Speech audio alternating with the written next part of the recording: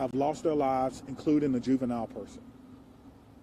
I don't have any other information about those persons who have lost their lives, and I'm not going to release that until we have, of course, spoken with family members and ensuring that they are fully aware of this tragic, tragic scene that occurred today. I want to thank all of the law enforcement partners and community members that came out to help, our friends at the ATF.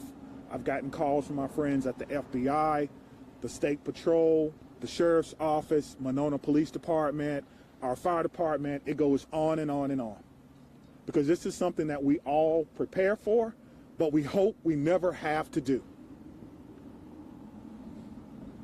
As you can see, we have a unification center that was immediately set up where parents and guardians and loved ones and grandparents wanted to get information about their loved ones, and we wanted to make sure that they were unified immediately. So we were doing more than one thing at one time.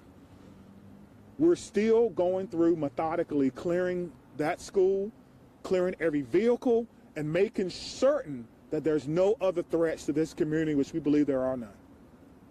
We immediately alerted our mayor's office, and I've been on the phone with her and her office constantly. We also alerted Madison schools. We put the schools on lockdown, but there's no threats to MMSD schools at this time. But we wanted to make sure that we did our due diligence in this particular case. Again, we're still going through collecting evidence, collecting information, making sure that our community is safe from what is a sad day for our community and for our country. And we have to do a little bit better. I don't have all the answers that you want right now, but I will tell you this: we have some of the best officers in the entire country. Our detectives are amazing. We're going to go and work hard and go through this scene so that we can piece together what exactly happened. Again, there'll be another briefing in about 2 hours, and if I have additional information, I will certainly let you know what that information is. Again, around 10:57 a.m., officers responded to an active shooter. They responded per our protocol. They found the person who they believe was responsible, who was down, deceased. We know that it's juvenile. We know that there are other persons who have lost their lives. We know that we've transported about 7 people after giving them life-saving measures. It's important to notice, too, that about 3 miles from here is our training center. Today, our special event team medics were in training. And so they got to practice in real time. They left the training center immediately and came down here and doing in real time what they were actually practicing for. And that's why training is so important, and making sure that we can provide the best possible training and the best possible response for our community members. I'm asking everyone to send your heartfelt wishes and prayers and thoughts yet again to a community, but this time it's my community. Dylan? Yeah, can we start over here with questions? Chief, you mentioned you're a father, you're the police chief here in Madison. What emotions are you feeling right now after going through all that? To be honest with you, I'm feeling a little dismayed now. So close to Christmas. Every child, every person in that building is a victim and will be a victim forever. And these types of trauma don't just go away. And we need to figure out and try to piece together what exactly happened. And right now, my heart is heavy for my community.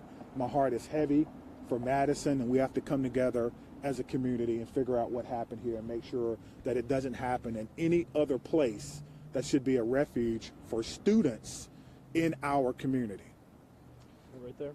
What sort of gun-related policies, if any, were in place at the school, and did the school have metal detectors? I'm not aware that the school had metal detectors, nor should schools have metal detectors. It's a school. It's a safe space. So I don't know. Again, it is a private Christian school. It is not under the authority of MMSDs, and that is something that we would have to look into.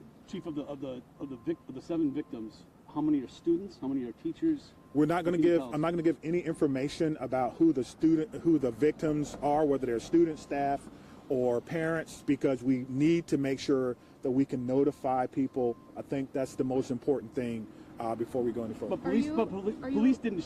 They never fired their weapons. She That took is her own correct. life, correct? Let's follow I that one question. I don't know if it's a male or a female, but the police department did not fire their weapons. Thank you. Here, Scott. Were the three fatalities you mentioned including the suspected shooter? That's correct. Yes, sir. The three total. That's correct. Are the 7 that was transported, are the 3 fatalities within that 7 or addition to that? Yes, within that 7. Yes, thank you. Was the shooter a student at the school?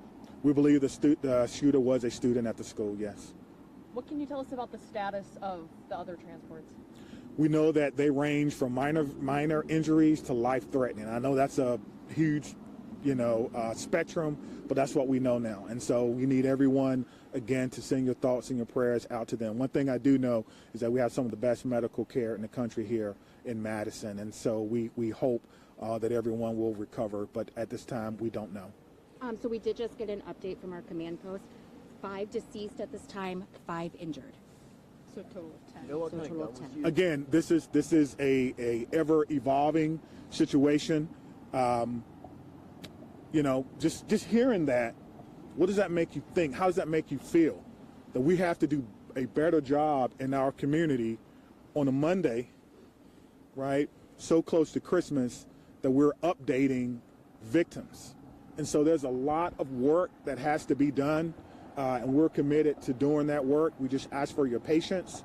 I think the most important part is the reunification, again, that we spoke about, making sure that those persons who were in the schools, whether they're staff, students, or what have you, are reunified, and we have done that. Again, I want to say thank you to all our partners. Again, our friends are here from the ATF.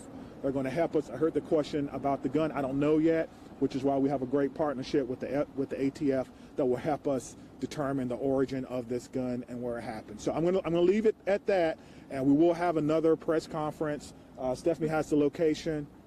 We're doing 2:30 at Fire Station 14 in their community room. 2:30, Fire Station 14. Steph, Okay. can you confirm the 5 who are dead? Does that include the shooter? That doesn't It include would, Are the yes. victims it would. students, teachers, a mix? Yeah, again, we're not going to talk about families, so about it's that okay. until we notify all the families that may be involved. Again, this is Was this a again, 17-year-old girl? this is an Was this a 17-year-old girl? ever evolving situation, and we're trying to figure it out. What did you say, Has man? the school been cleared? Are all the students out of the school? The school has been through a secondary clearing. We're doing another one now with the help of bomb dogs, just in case. We want to clear vehicles and things of that nature. So we're going to take our time, and we're going to go through, and we're going to do everything that we can. So All right, thank you very much, and we'll see you 2:30, soon. okay, Thank at you. Fire 2:30. Station 14 in the community room.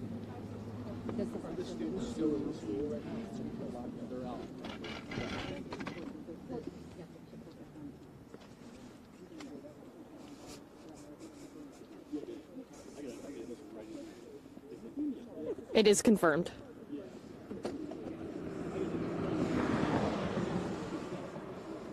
Yep.